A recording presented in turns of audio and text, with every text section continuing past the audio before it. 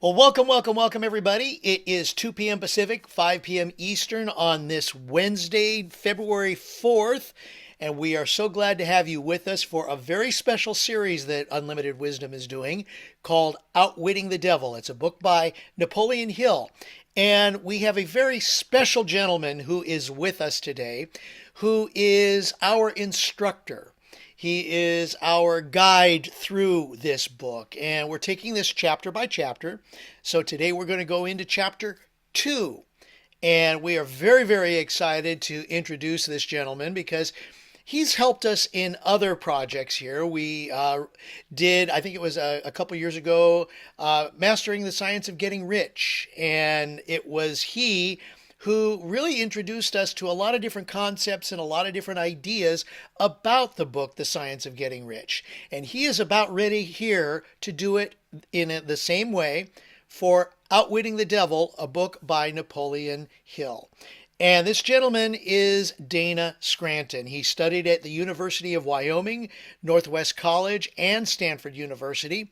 And he works at making a difference, teaching people how to create an entrepreneurial lifestyle of fun, profit, freedom, and impact. And again, I'm going to share this quote because it is so perfect for Dana as we introduce him. He says that my purpose in life is to help people create an authentic life of freedom of their choosing and on their terms. So, ladies and gentlemen, without further ado, let's go ahead and get started our series, Chapter 2 of Outwitting the Devil, with Dana Scranton. Well, thank you, Craig, and thank you one and all for being here today. Uh, we've gone through a few chapters here. There's just to remind you, there's kind of a disconnect between the book and the audio.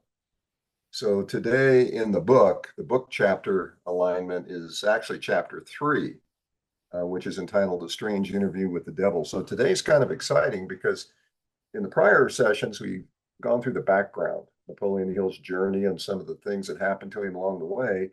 And today we're actually going to get to hear him have it out with the devil. So before we go there, though, I just want to go over a few little preliminaries here. Let's make the assumption that I can do this.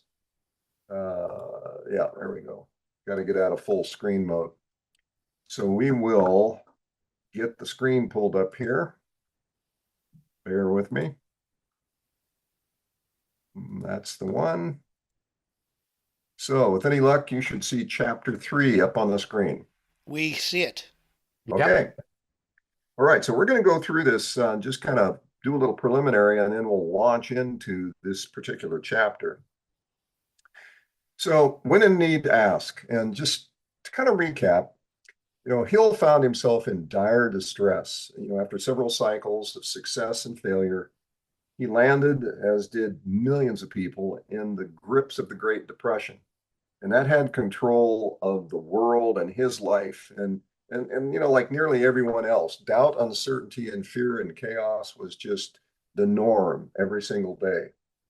So he was pondering his personal situation, and he asked himself during this thought process, is there any purpose in teaching the laws of success to the world in such a state of distress? And keep in mind that at this point, he had actually finished the law of success. That book, it wasn't a book at that point. What it really was an 8-volume set of books. And so he questioned himself, who am I to teach the world that's in such despair right now? Well, when you ask, you tend to receive an answer. So a thought came to him, oh, what the heck? Why not just take this philosophy of self-determination and success to the world and see if it really works? I mean, what better time than now? And so that's what he did. But he also saw this as an opportunity to validate something that he had been preaching, his mantra, and that is that every adversity brings with it the seed of an equivalent advantage. So off he went to do that. In the process of thinking about this, he kind of came up with another thought. He personally was a mess.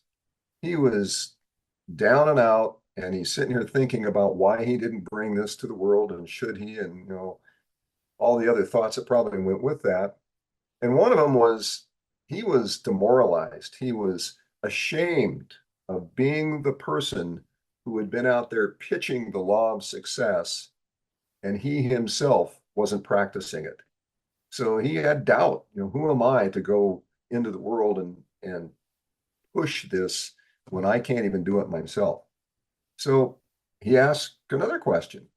Okay, so what is the strange power that has taken me from being enthusiastic and engaged and turned me into a useless, apathetic individual? So, very good questions.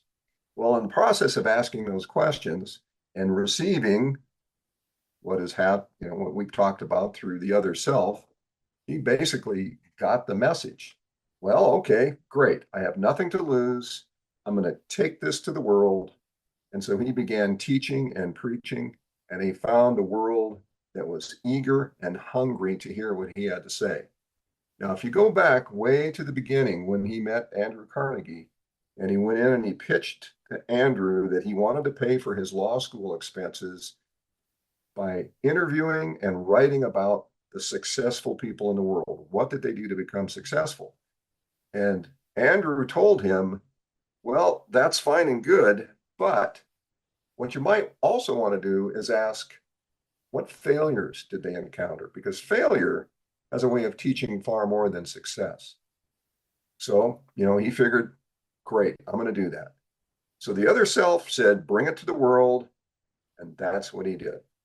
And what that led to was that, well, the law of success, which was already in an 8-volume set, it turned into, over the course of 1929 into 1937, it turned into what we know as Think and Grow Rich, one of the most pivotal books ever published for self-help and success. Well, that last question that he asked, which he had to answer, what power had control over him? What was it that forced him into the depths of despair? So he decided to pursue that question. He didn't know exactly how, and I can't find anywhere exactly when he decided to pursue it, but it was obviously between 1929 and 1937 somewhere, because Outwitting the Devil went into hiding in the 1938 time frame. It was manuscript put away and not released until 2011. So the question was, what strange power could be responsible for this pathetic state of being that he was living?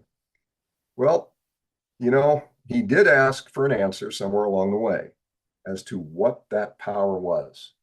And I would allude to the fact that, remember the conversation that he had with Thomas Edison, which was not in the audio book. That is in the print book. But in that conversation he had with the then deceased Thomas Edison, they went back and forth with him asking questions about what was it that was this energy source or this means to communicate with this other self. And Edison came back and basically told him that it's energy. It's packets of energy, elements of energy, negative and positive, that make up all things. So he took that and he ruminated on it, and he came to the conclusion that, well, the devil is responsible because the devil is, evil. There's a negative, impression on the world out there, and this guy's got to be the reason for it. But he overcame that. He did not understand how he did it. It was determination. It was making up his mind that he was going to take this book to the world and become the person that he was before he became the person that he is. And so he didn't really understand it, but he was bound and determined to find out what it was that he did that allowed him to break the grips of this negative energy and then to be able to teach it to others to do the same. So who would know the answer to the question? Well, in his mind, he already knew that if the devil was involved, the devil must be the negative side of this.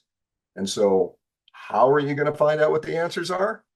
Well, you go to the devil. That's how you're going to find out. So meet the devil. Now, before we get into it, remember that Hill's discovery of his other self may have opened a portal of communication beyond the physical world. And the realization that that happened gave him an insight. And that encounter with Edison that taught him about these imaginary, well, not imaginary, but apparently real energy elements, those all kind of accumulated in his mind. And he figured, well, I've got to go to the source, as I said, meet the devil. And so that's what he did. So in a manner of speaking, he demanded of infinite intelligence that he get access to the devil. Well, and so it is. So Robert, punch it and let's go. I want to get off the stop share. There we go. All right, Dana, great intro. Share with sound.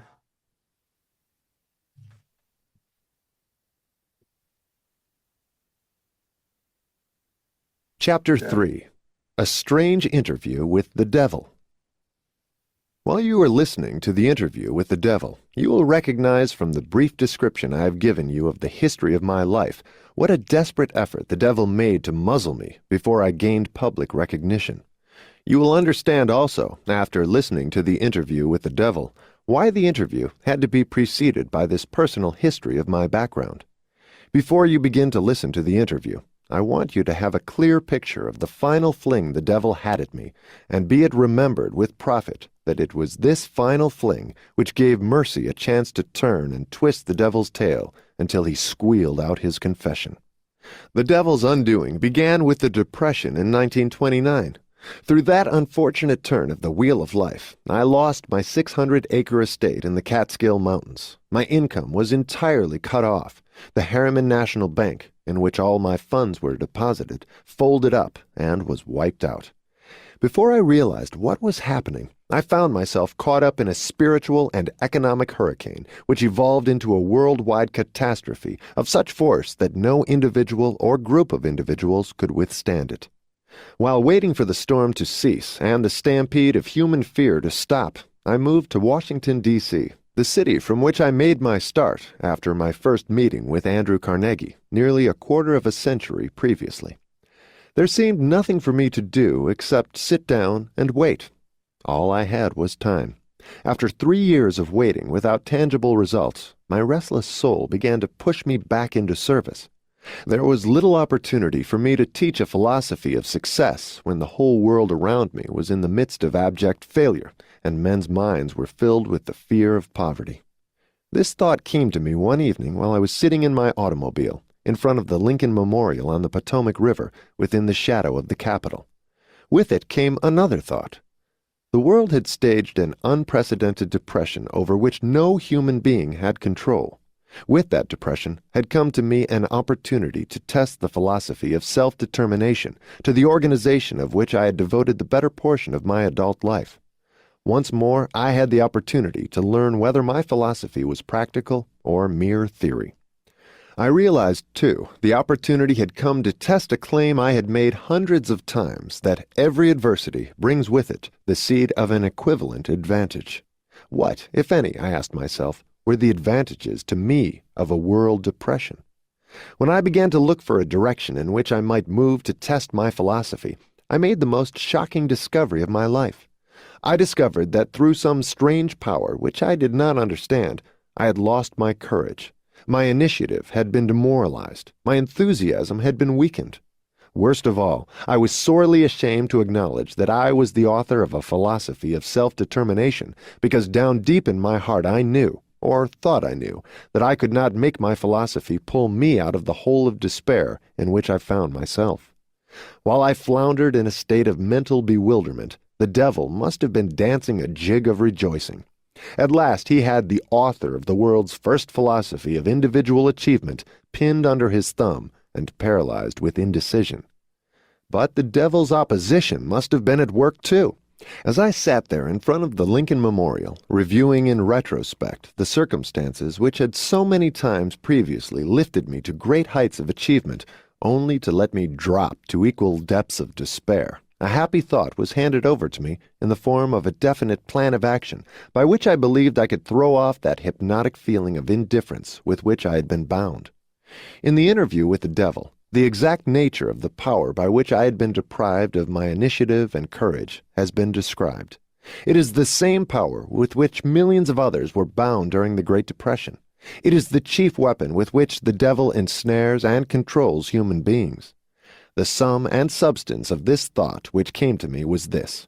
Despite the fact that I had learned from Andrew Carnegie and more than 500 others of equal business and professional achievements that noteworthy achievements in all walks of life come through the application of the master mind, the harmonious coordination of two or more minds working to a definite end, I had failed to make such an alliance for the purpose of carrying out my plan to take the philosophy of individual achievement to the world. Despite the fact I had understood the power of the master mind, I had neglected to appropriate and use this power. I had been laboring as a lone wolf instead of allying myself with other and superior minds. The interview with the devil may have occurred as Hill sat at the foot of the Lincoln Memorial. Was it real? It was real to Hill and created the framework for how he lived his life and shared his revelations with us, his students. To reiterate Hill's earlier words, he had discovered that every great leader of the past, whose record I have examined, was beset by difficulties and met with temporary defeat before arriving. Hill also describes in his works how these great leaders surrounded themselves with masterminds. They conquered their inner struggles with adversity and then used the power of the mastermind to propel their successes. Consider how you could form a mastermind group, a team, to help you overcome adversity and propel you to success. An analysis. Let us now briefly analyze the strange interview you are about to begin. Some who listen will want to ask after they finish it, did you really interview the devil, or did you merely interview an imaginary devil? Some may wish the answer to this question before they begin the interview. I will answer in the only truthful way I could answer, by saying that the devil I interviewed may have been real, just as he claimed to be, or he may have been the creation of my own imagination.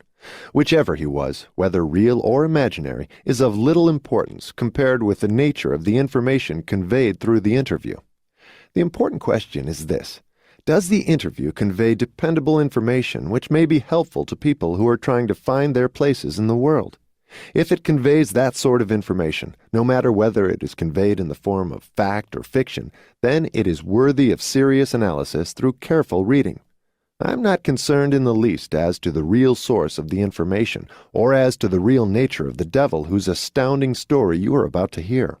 I am concerned only with the fact that the devil's confession squares perfectly with what I have seen of life.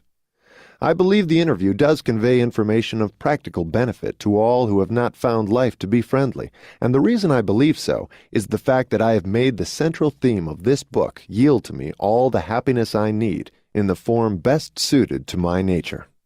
I have had experience with enough of the principles mentioned by the devil to assure me that they will do exactly what he says they will. That is enough for me. So I pass the story of the interview on to you for whatever you may be able to make it pay in useful dividends. Perhaps you will get the greatest values if you accept the devil as being what he claims himself to be, relying upon his message for whatever it may bring you that you can use, and not worrying as to who the devil is or whether he exists. If you want my honest personal opinion, I believe the devil is exactly who he claims to be. Now, let us analyze his strange confession. After forcing his way into the consciousness of the devil, Mr. Earthbound began the unwilling interview with questions which could not be evaded. Hill, Mr. Earthbound, interrogates the devil in an almost courtroom atmosphere. Somehow, the devil is obligated to give complete and accurate answers. How was this done? Perhaps Hill forced the devil's confession by forming a mastermind, possibly with his wife. The harmonious coordination of two or more minds working to a definite end, to exert the power of God, the great storehouse of infinite intelligence wherein is stored all that is, all that ever was, and all that can ever be. Perhaps Hill won the right to accurate responses by being a thinker in control of his own mind, who mastered all his fears. Thanks to this mastery and control, Hill could demand true and accurate responses from the devil. In any event, Hill forces the devil to expose his tricks and wiles so that we may counter them and avoid the pitfalls in our lives. Here begins the interview with the devil. I have uncovered the secret code by which I can pick up your thoughts. I have come to ask you some very plain questions. I demand that you give me direct and truthful answers. Are you ready for the interview, Mr. Devil? Yes, I am. But you must address me with more respect. During this interview, you will address me as Your Majesty. By what right do you demand such royal respect? You should know I control 98% of the people of your world. Do you not think that entitles me to rate as royalty? I had an extremely adverse reaction to hearing the devil referred to as Your Majesty when I first read this interview. Then I realized that Hill probably intended to create just that reaction. Have you proof of your claim? Yes, plenty of it. Of what does your proof consist? Of many things. If you want answers, you will address me as Your Majesty. Some things you will understand, some you will not. In order that you may get my viewpoint, I shall describe myself and correct the false notions people have of me and my place of abode. That is a fine idea, Your Majesty. Start by telling me where you live, then describe your physical appearance. My physical appearance? Why, my dear Mr. Earthbound, I have no physical body. I would be handicapped by such an encumbrance as those in which you earthbound creatures live. I consist of negative energy, and I live in the minds of people who fear me. I also occupy 1/2 of every atom of physical matter and every unit of mental and physical energy. Perhaps you will better understand my nature if I tell you I am the negative portion of the atom. Oh, I see what you are preparing to claim. You are laying the foundation to say that if it were not for you, there would be no world, no stars, no electrons, no atoms, no human beings, nothing. Is that correct? True. Absolutely true. Well, if you only occupy 1/2 of energy and matter, who occupies the other half? The other half is occupied by my opposition. Opposition? What do you mean? The opposition is what you earthbound call God. So you have the universe divided up with God. Is that your claim? Not my claim, but the actual fact. Before this interview is finished, you will understand why my claim is true. You will also understand why it has to be true, or there could be no world such as yours, no earthbound creatures such as you. I am no beast with a forked tongue and a spiked tail. But you do control the minds of 98 out of every 100 people. You said so yourself. Who causes all the misery in this 98% devil-controlled world if you do not? I have not said that I do not cause all the misery of the world. On the other hand, I boast of it. It is my business to represent the negative side of everything, including the thoughts of you earthbound people. How else could I control people? My opposition controls positive thought. I control negative thought. How do you gain control of the minds of people? Oh, that is easy. I merely move in and occupy the unused space of the human brain. I sow the seeds of negative thought in the minds of people so I can occupy and control the space. You must have many tricks and devices by which you gain and hold control of the human mind. To be sure, I employ tricks and devices to control human thought. My devices are clever ones, too. Go ahead and describe your clever tricks, Your Majesty. One of my cleverest devices for mind control is fear. I plant the seed of fear in the minds of people, and as these seeds germinate and grow, through use, I control the space they occupy. The 6 most effective fears are the fear of poverty, criticism, ill health, loss of love, old age, and death. Which of these 6 fears serves you most often, Your Majesty? The first and the last, poverty and death. At one time or another during life, I tighten my grip on all people through one or both of these. I plant these fears in the minds of people so deftly that they believe them to be their own creation. I accomplish this end by making people believe I am standing just beyond the entrance gate of the next life, waiting to claim them after death for eternal punishment. Of course, I cannot punish anyone, except in that person's own mind, through some form of fear. But fear of the thing which does not exist is just as useful to me as fear of that which does exist. All forms of fear extend the space I occupy in the human mind. Your Majesty, will you explain how you gained this control over human beings? The story is too long to be told in a few words.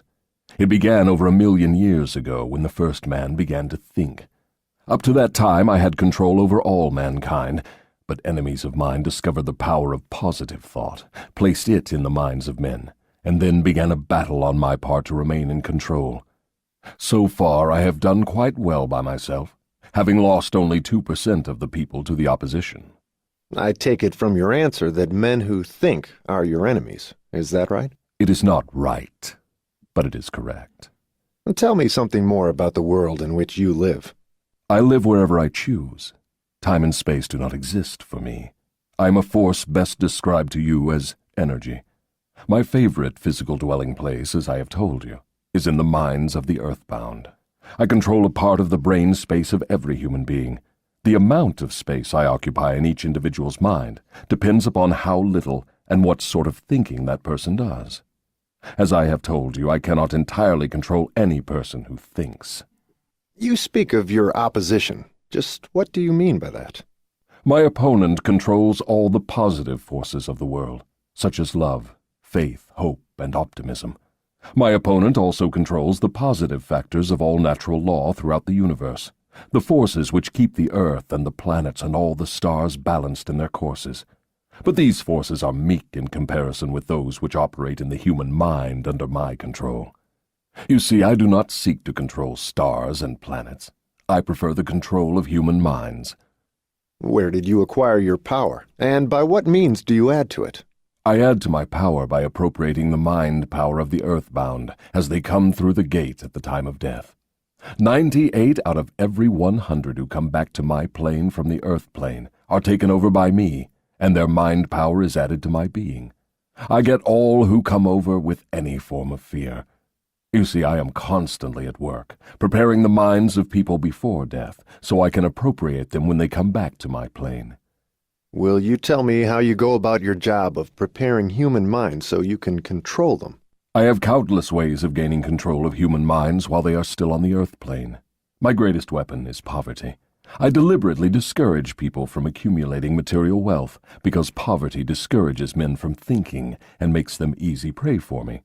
My next best friend is ill health. An unhealthy body discourages thinking. Then I have countless thousands of workers on earth who aid me in gaining control of human minds. I have these agents placed in every calling. They represent every race and creed, every religion. Who are your greatest enemies on earth, Your Majesty? All who inspire people to think and act on their own initiative are my enemies. Such men as Socrates, Confucius, Voltaire, Emerson, Thomas Paine, and Abraham Lincoln. And you are not doing me any good either. Is it true that you use men who have great wealth? As I have already told you, poverty is always my friend because it discourages independence of thought and encourages fear in the minds of men. Some wealthy men serve my cause, while others do me great damage, depending on how the wealth is used. The great Rockefeller fortune, for example, is one of my worst enemies. That is interesting, Your Majesty. Will you tell me why you fear the Rockefeller fortune more than others? The Rockefeller money is being used to isolate and conquer diseases of the physical body in all parts of the world. Disease has always been one of my most effective weapons. The fear of ill health is second only to the fear of poverty. The Rockefeller money is uncovering new secrets of nature in 100 different directions, all of which are designed to help men take and keep possession of their own minds. It is encouraging new and better methods of feeding, clothing, and housing people. It is wiping out the slums in the large cities, the places where my favorite allies are found.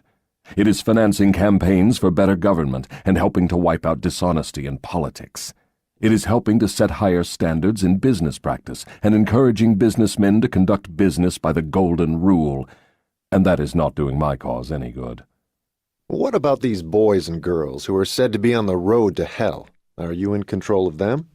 Well, I can answer that question only with yes and no.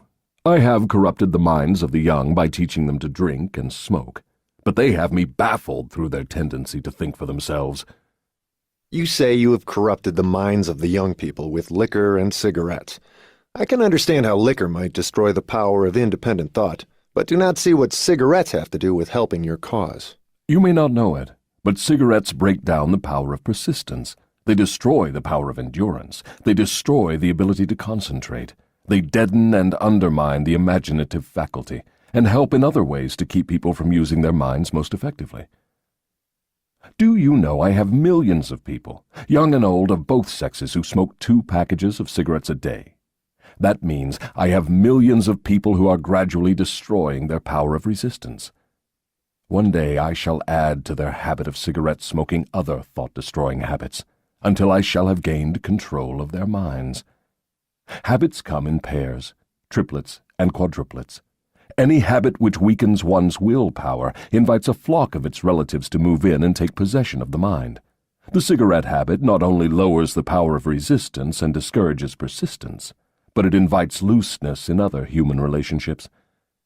I never thought that cigarettes were a tool of destruction, Your Majesty, but your explanation throws a different light on the subject. How many converts to the habit do you now claim? I am proud of my record. Millions are now victims, and the number is increasing daily. Soon I shall have most of the world indulging in the habit. In thousands of families I now have followers of the habit, including every member of the family. Very young boys and girls are beginning to take up the habit. They are learning how to smoke by observing their parents and older brothers and sisters. Which do you consider to be your greater tool for gaining control of human minds, cigarettes or liquor? Without hesitation, I would say cigarettes. Once I get a young person to join my 2-package-a-day club, I have no trouble in inducing that person to take on the habit of liquor, overindulgence of sex, and all other related habits which destroy independence of thought and action. Remember, this was written in 1938, long before the addictive nature of tobacco was discovered. Here, as elsewhere, Napoleon Hill is far ahead of his time in some of his medical and sociological opinions. Your Majesty, when I began this interview, I had you all wrong. I thought you were a fraud and a fake, but I see now that you are quite real and very powerful. Your apology is accepted, but you need not have bothered. Millions of people have questioned my power, and I got most of them at the gate as they came over. I ask no person to believe in me. I prefer that people fear me. I am no beggar. I take what I want by cleverness and force. Begging people to believe is the business of my opposition, not mine. Your Majesty will please pardon my rudeness, but I would not be able to look myself in the face again if I did not tell you, here and now, that you are the damnedest fiend ever to be turned loose on innocent people. I always had the wrong conception of you. I thought you were kind enough to let people alone while they were living, that you merely tortured their souls after death. Now I learn from your own brazen confession that you destroy their right to freedom of thought and cause them to go through a living hell on earth. What do you have to say to that? I get what I want by exercising self-control. It is not so good for my own business, but I suggest you emulate me instead of criticizing me.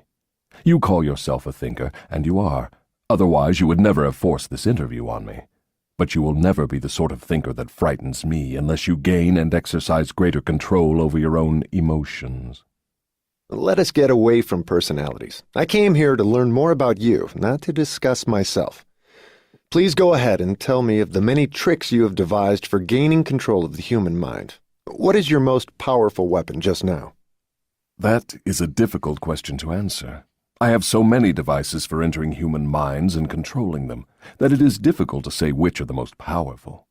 Right at the moment, I am trying to bring about another world war. My friends here in Washington are helping me to involve America in the war.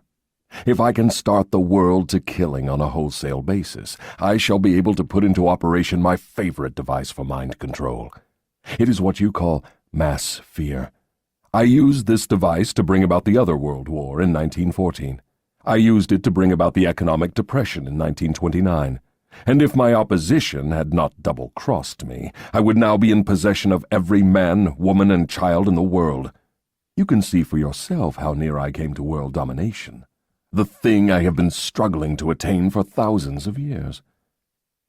Here, the devil claims to be working with both sides to instigate war, based on his sowing the seeds of fear throughout the world.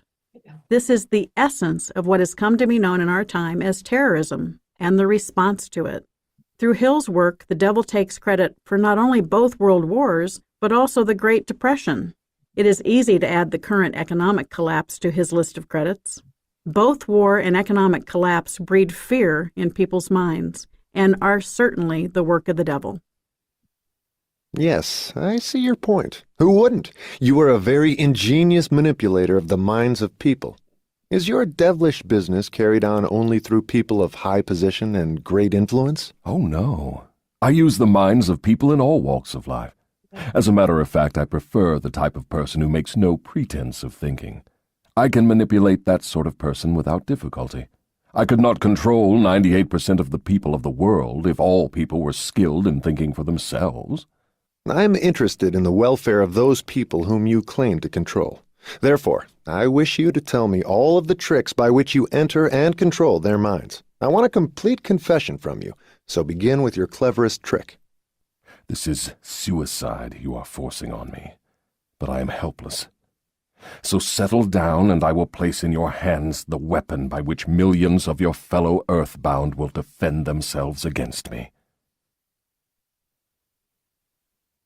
Okay, well, that leads us up to the next chapter, which in the book is chapter 4. We won't go into what that is. I'll just give you a preview. The title you can look up in your book. It's Drifting with the Devil. This is the single most powerful trick he uses. So you can read ahead on that or just wait until the next video. The one thing I noted in going through this audio is, once again, whoever put the audio together left out substantial portions of the book. And it's for the same reason they left out substantial portions earlier. It's because it contains some of the controversial dialogue that might just make the Audible book less attractive to certain people. But interestingly enough, my version of the Audible has all this in it. It's not, it's a few things are deleted, but certainly not everything. Anyway, having said that, what are your impressions of what you just heard? What the devil has disclosed to this point? Any Well, Dana, inputs? could you share maybe one or two of those missing things so we kind of get an idea of what's Yeah, missing? Thank you. yeah. Let me go back to that chapter here. Okay, all right. So where's the end of that? Yeah. Well, for example, on page 102, when he says, "Who are your greatest enemies on earth, your majesty?" Well, he skips way ahead on that. But what it is that the devil's enemies are all who inspire people to think and act. And that includes Socrates, Confucius, Voltaire, Emerson, Paine. And then he says, Napoleon Hill says, "Is it true that you use men who have great wealth?" And yes, he went through and he talked about Rockefeller. And let's see, then he goes through, in fact, all the way up to page 105. He leaves a lot of that out. And much of it has to do with the blame that the devil puts on, well, not the blame, the allies of churches and schools, just like originally, up in the book when Napoleon Hill was talking about the impact of the way people think and instilling fear. That was highlighted in some depth here, where the devil goes after it and says, well, churches and schools and financial institutions are all my friends because they instill fear in people, and it's the fear that I use to control. So that was the bulk of what was missing. Also, going into the cigarette part, he gets into other elements of how teenagers, when they start smoking, get into sex and other things. He goes into a little bit greater detail in that explanation. Let's see where else. Yeah, those are pretty much, that's pretty much all of it. It's about 5 pages, if you will, that was left out. But that's what it was. It was blaming the churches and the schools once again, but this time going into it from the devil's perspective and articulating what they do drives people to him. Got it. Well, thank you so much for sharing that. Yeah. And if people do want to share, go ahead and raise your hand. Very simple to do is put your cursor in the middle of the screen where you see all these lovely faces. On the bottom is a button that says raise hand. Click on that. We'll call on you in the order in which we receive your request. And I see one from Coach Bob coming in. So Coach Bob, there we go. Go ahead, unmute, and please share with us. Hey, Dana. Yeah, I'm wondering what your feeling is on why do you think he used an interview format to talk to the devil? Can you hear me? Yeah. All right. I'm just wondering why you think he used a interview format to talk to the devil to get his points across rather than just talk about just the devil and how his feelings were on that. Well, I think there's two reasons for it. I think one is just the human nature of wanting to hear a dialogue between one entity and another. In other words, if he were saying, you'd just be hearing it from him. So you'd have a one-sided story. But by bringing the devil into it as the counterpart, then basically what you've created is a human-like situation where you're talking to two different people of opposing views or different views. So that's probably the primary reason for doing it that way. Because that way he's not saying it, the devil is. But the other part of it is keep in mind that he was a lawyer by training. You know, that isn't really covered a lot in his books and his publications. It's mentioned that, you know, he went to law school. That's why he did what he did. In some of the books, it's mentioned that he had a law practice for a period of time, but he walked away from it to get into business. So I think what he's doing is he's falling back on that interrogation. And also what he wanted to do is he wanted to pin this evil dude down.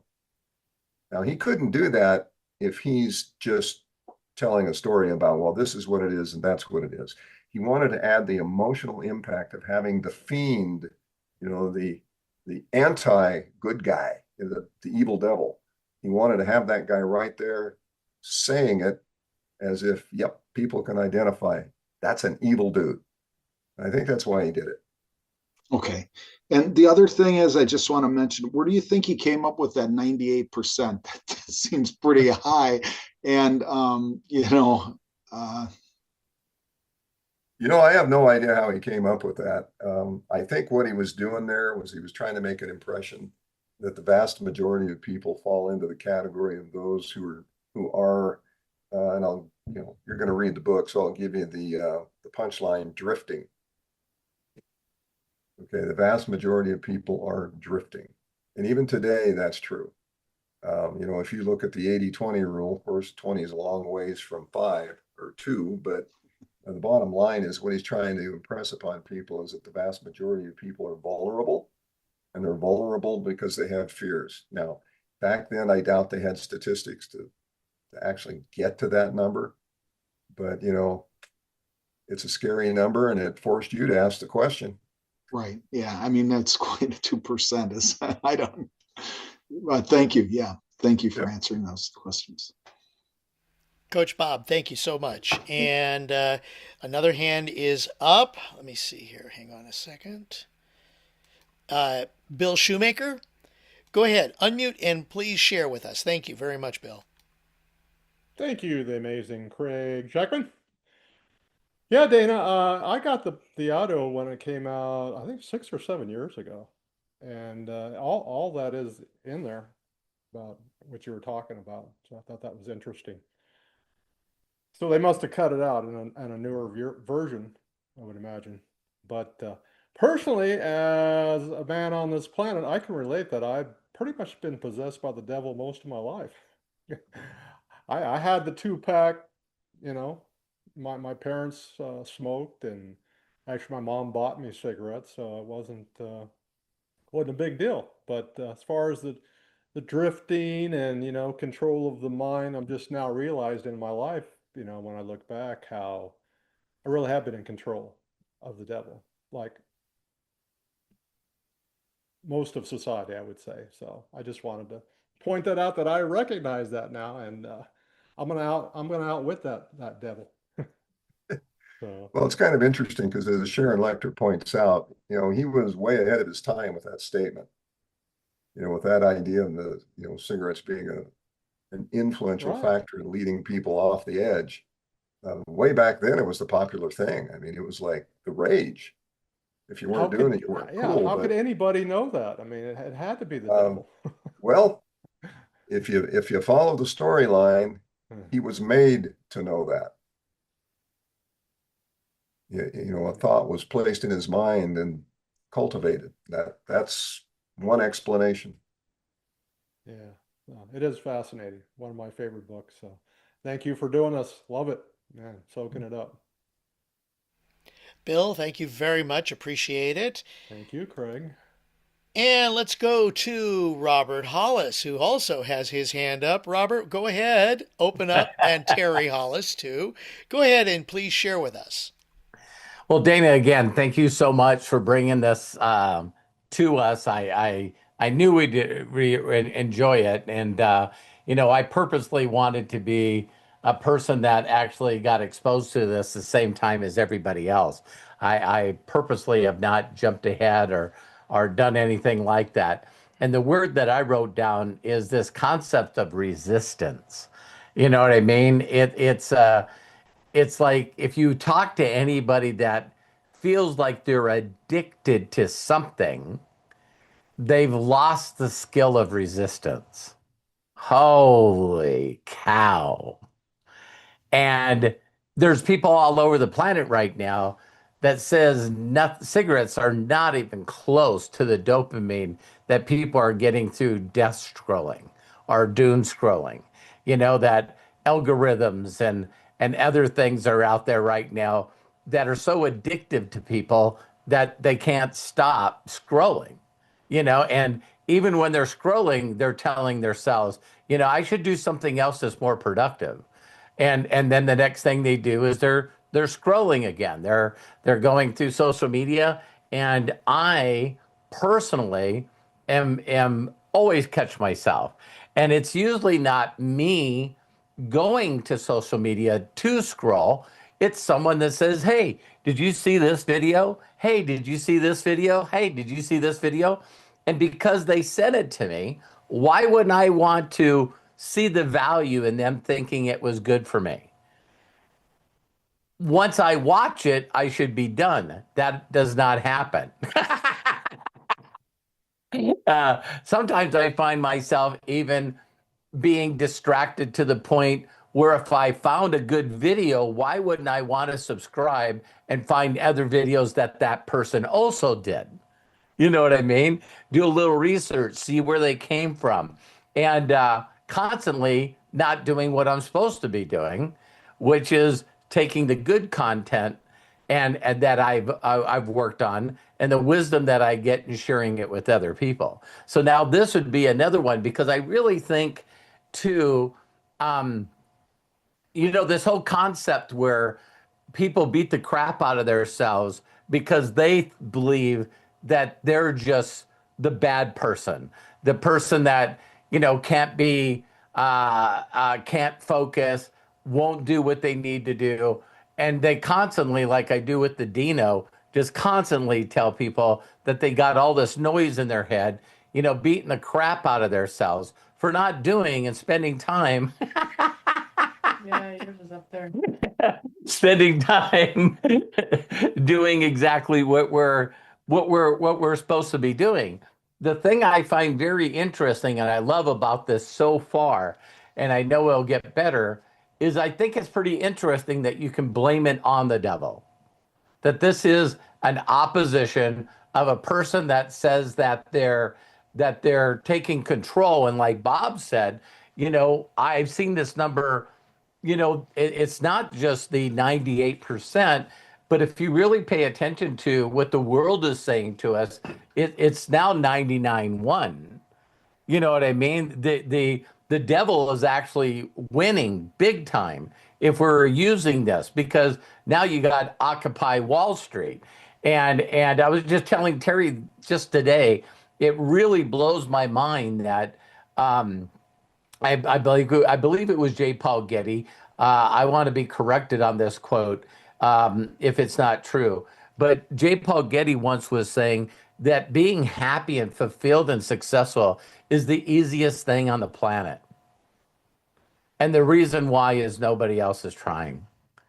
I mean, and he's an older person. I have no idea when he died, but he was saying that most people just believe that they're not worthy, they're not enough, that they can't learn things. And this is before the internet. I mean, virtually anything that you wanted to learn, you could learn.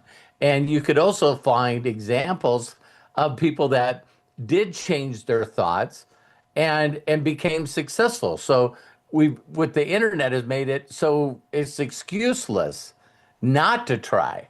So now you got people out there that say, "Oh, woe is me," being the victimhood. But guess what? With the way that the world is today and the information and wisdom that's out there, keeping that excuse for poverty is you're just not using it. You know what I mean? You don't believe that's available, like being on here. And the last concept that I'll say is a lot of people don't know this about me, but some people that are very close to me do. I'm very analytical. I'm more science driven and math driven and analytical than anyone would ever think that I am. And so when you always hear about things that are like atoms and neutrons and stuff like that, when you always hear for every effort there's equal and effort equal and a opposite reaction. You know what I mean? And so all of a sudden for in this interview to propose that there's something extremely positive out there, but that positivity, there's a negative with that atom. There's a negativity with virtually everything. There's always you look at magnets, you look at virtually anything that has to do with energy, electricity, metallurgy, everything has got this constant positive and negative approach. You know what I mean? And so to have Napoleon Hill be intelligent enough in that day and age of understanding that, well, with everything that's positive, there's a negative side. And that this negative side just seems so easy to get people to fear, false emotions, or false education appearing real. That, one of the things that I think that people are really upset about in this day and age is realizing that for whatever reason that the educational system that people are going through, it's like the whole joke was, well, why not allow the television or the electronics of the day to babysit the kids? And then they go from that algorithm into schools, whereas a lot of teachers, not all, but a lot of teachers are just not interested in changing a child, just getting them through the system. So now we're just pumping out the least educated people on the planet right now. And that's got to make it easier, if it's true, that the devil has, children, before they even go to school, the child is already scared. Is scared all the way through school with the division and the destruction that's happening in the world. And then you see all the stuff that's happening in the news and online. How can it possibly be where anyone's out there that's not afraid? It's like you really got to be around a group of people to not be afraid, not look at the world and go, man, it does look like what's the phrase? Going to hell in a handbasket. So that was just my quick input. You have anything? But yeah, this and I think Faith said it. I don't need to speak for Faith, but I was going to look to see who said it. But him just going back and forth, and I'm sorry, it was Sandy. But that beginning part where he says, okay, you can interview me, but you got to call me the Majesty. And it's like, people are like, well, hell no. It's like, because we understand by just mentioning something like that feels like you're giving power to it. Yeah. So when I see people addicted to anything, it's like, do you really believe being addicted to something is not destroying your resistance? It's like, It's the hero story right in front of our face. And it's like, so if I can get you weak on this, and I can get you weak on this, and I can get you weak on this, then you're just lying to yourself, that because people go, I'm not addicted to that stuff. I could give it up in a heartbeat. You know what I mean? Yeah, really? Let's see ya. Let's see ya. So we hear now there's, fights happening when a parent takes a phone or an iPad away from a kid. So that's all I had to add. Well, thanks, Robert. That's pretty insightful. And, it's resistance. Yeah. Yeah. Resistance to positive change, not resistance to accepting negativity. Negativity is almost a scapegoat. It's a way out. So, wow, that's now there's deep. a book. That's deep. Say that again. Resistance to positive change. Yeah. Resistance to positive things. It's a way out for people. And, it's kind of like, I look at it like spinning a plate. If you ever watch the old, I think it was Ed Sullivan's show, they have a guy come up on stage and he starts spinning plates on a vertical post. Then he runs around and he puts up like 6 or 7 plates all spinning. Well, if the positive energy is running around keeping the plates spinning to keep things where they should be and growing, negative energy just standing back and watching the plate idle down and fall down and break. Oh, that's powerful. So that's essentially, powerful. It's human nature to not spin the plate because it takes energy, it takes dedication, persistence, consistency. And without it, plate falls and breaks. Now, there's a book I would recommend if you really want to read something that'll kind of mess with your head. It's called The Parasitic Mind. I think I've heard that. Yeah, the subtitle is How Infectious Ideas Are Killing Common Sense. And it was written by the author and the author is Gad, G-A-D, and the last name Saad, S-A-A-D. Wow, what a name. Yeah, Gad Saad. And this book will illuminate the daylights out of what's going on today. Wow. It'll if it doesn't frighten you or put you in a state of anxiety and tension, then you aren't reading. You aren't reading. I hope it gives you a solution to the problem. Well, it does. But I'll tell you right now, Napoleon Hill was ahead of the game on it. He already gave you the solution. That's Good. coming in the future chapters. The solution is coming because, keep in mind that at the point that this interview supposedly took place, he was still looking for what it was that inoculated him against the influence. Right. And, he understands that it's keeping the negativity out of your life because negative energy has a way of magnetizing and drawing people down. It's like I say, that old 80-20 rule. In fact, there was one of the network marketing icons. What was his name? Larry. Anyway, he had the 15, see, what was it? The 15-10-85 rule. And that was that 85% of the people don't do anything. Right. Yep. 15% of, Yep. what's that? Yep. Absolutely right. Yep. I don't know if Terry knows the person you're talking about. She's just stating the facts as true. Yeah. I just agree with you. So. Yeah, it's right on the tip of my tongue. I just can't remember it. But anyway, 85% of the people don't do anything. That's negativity. It's drawing them back. It's all the fears, the reluctance, and so forth.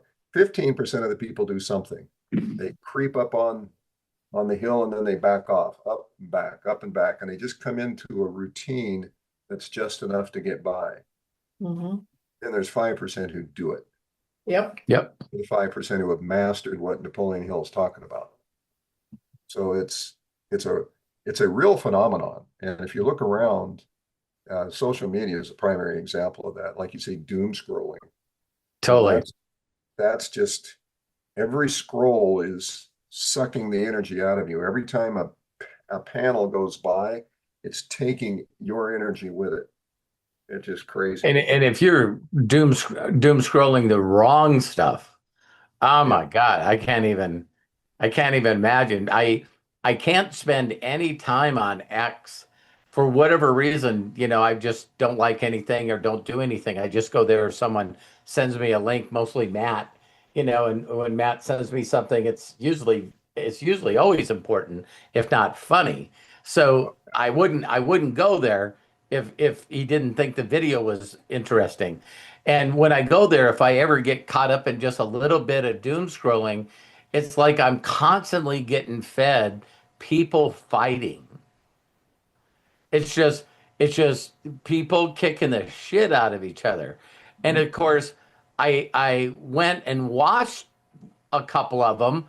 So then it's easy for an algorithm to go, well, he didn't dislike it or leave, so I'll just give him some more. And it's like, it's crazy. They just get worse and worse. And the next thing, there's five guys beating up on one woman and I'm going like, what the hell? And so I like Facebook for me. It's like I've taught the algorithm of Facebook to feed me the information I like. Mhm. You know what I mean? Yeah. It's usually positive stuff, motivating stuff, worship, car stuff. Yeah, it's dad jokes. Believe it or not, I just think they're funnier than hell because it just lifts my spirit when there's stupid dad jokes, and so there's my entertainment there. But thank you, Dana. Thank you so much.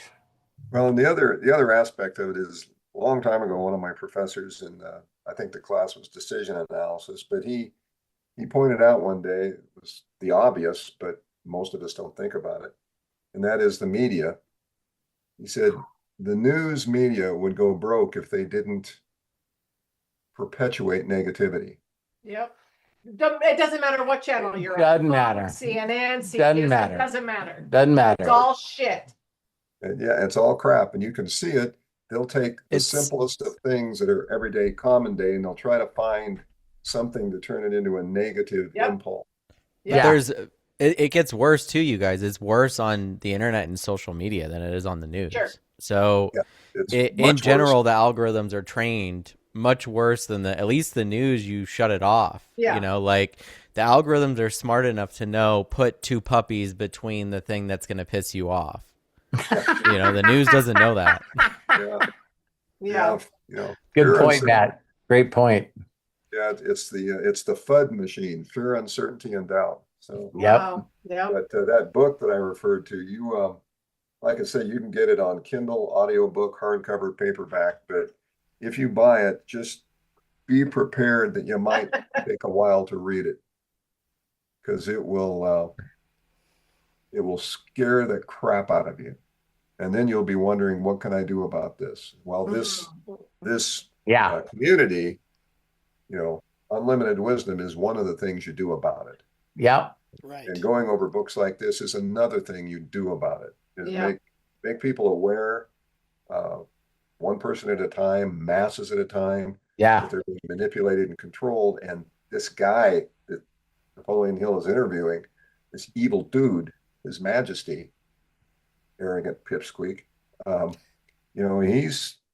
he's real in that sense.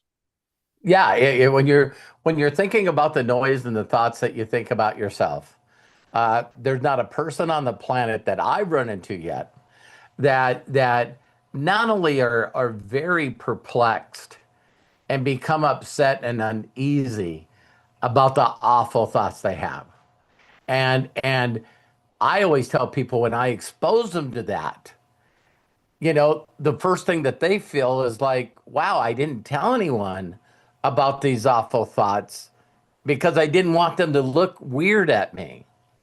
Some of the thoughts that people constantly have in their head are straitjacket material, and even thoughts of self-harm are harming others.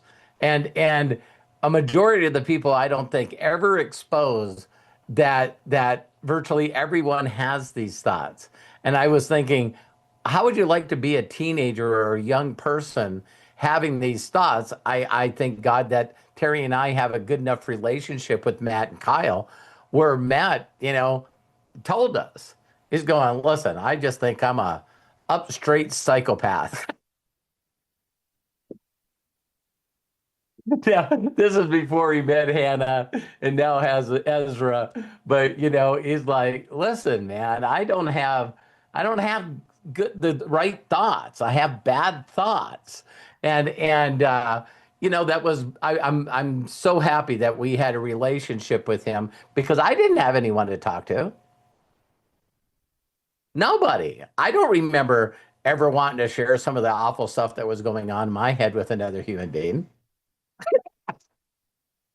And not that we have to share them, but just knowing that you're not alone, that there's this noise in your head and it says some really, really awful stuff. And yeah, it's pretty crazy.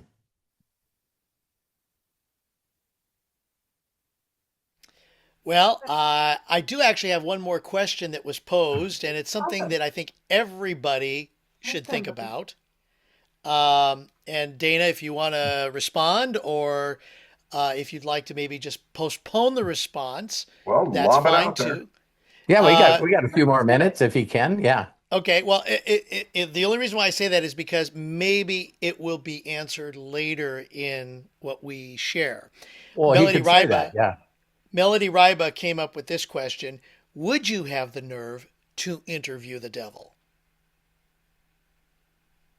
Well, that doesn't really come up as a third party answer in the book, but I think Napoleon Hill answered that question. And it is that when you become desperate enough, when you find yourself in the deepest rut that you can imagine, I think then and only then you find yourself willing to make that interview.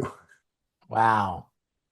And I think that's one of the purposes of this book, even though he doesn't state it, but in so many words, he says, now that you know the truth, you can do your own interview and come up with your own truth. So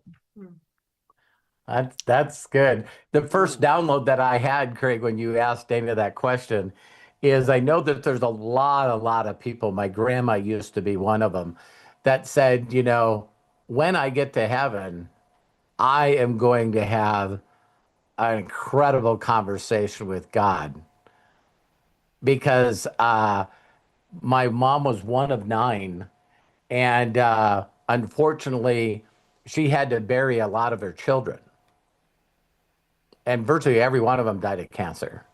And so when we're going to funerals, I'd walk up and ask her, how she was doing, and she said, "There's not a person on the planet that should have to bury a child." And she said, so when I get up there, he's going to get an earful. And my thought just happened that she's there and she's going, well, you know what I want to ask you? And all he does is look at the devil and say, listen, your kids are listening to him. yeah. Your kids are listening to him. Smoking, drinking. Yeah. It's like, listen, smoking more than 2 packs, drinking, and working in the oil field. Those are all personal choices. Yeah. You can't be around that kind of chemicals all the time without them getting you. It's like it's sad but true. Yeah, that's true. Very true. Oh, and by the way, the name of that guy who quoted the 80-15 5 rule was Larry Thompson. I should have got it. Yeah. Larry Thompson was my mentor's mentor. Yeah, There was Larry Thompson and Larry Huff.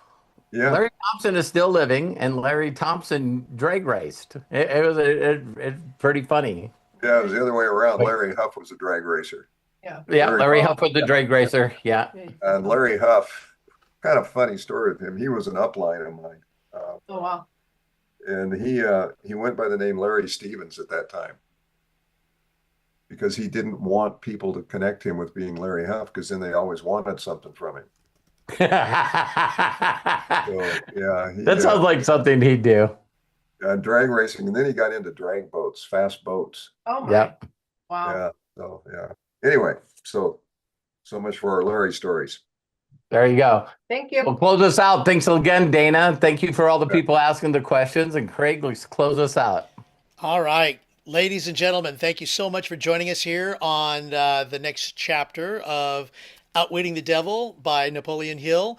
We will be resuming the next chapter, chapter 3, next week on Wednesday at 2 p.m. Pacific, 5 p.m. Eastern. And I got to give shout outs to Melody Ryba, Bill Shoemaker, Coach Bob Johnson, and of course, Robert Hollis and Terry Hollis, and our featured guest, our featured host, Dana Scranton. Please give it up for Dana. Thank you so much, Dana, for sharing your knowledge on this incredible topic. And it's an incredible book. And I hope everybody is really enjoying it, and not only enjoying it, but learning from it. And that's the most important thing. On behalf of Unlimited Wisdom, we thank you so very, very much for joining us. Please don't forget to check out the calendar for daily events that we have here in our group. And we look forward to seeing you next time. Until then, please be good to yourselves. Be cash. Bye-bye. There's a few things in the chat. Click the 3 dots in the meeting chat and then click Save Chat. It'll download to your computer once we conclude. I'm going to go ahead and open up so we unmute, I should say, and so that we can all say so long and have a great Wednesday. Thank you. Thank you, everyone. Bye. Thank you. Awesome. Love you. Thank you, Dana. Thank you, Robert. Yeah. Thank you, Lisa. Thanks, Marie. everybody. Love you guys. Angela, Bill, Good Dana. night. Thank you, Dana. Ezra's here, so he loves you guys. Love ya. Okay. Bye-bye. Bye. Bye. Bye.